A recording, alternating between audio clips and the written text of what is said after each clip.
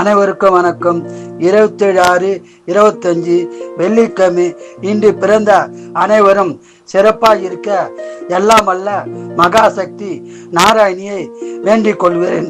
விஸ்வாவசு வருஷம் ஆனி மாசம் 13ஆம் தேதி, திதி தூதியை, நட்சத்திரம் புனர்பூசம்.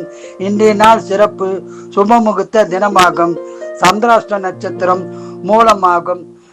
மேசராசி நேயர்களே, உடல்நலம் சிறப்பாக இருக்கும் நாளாகும். ரிஷபராசி நேயர்களே, பெருமைக்குரிய நாளாக உள்ளது.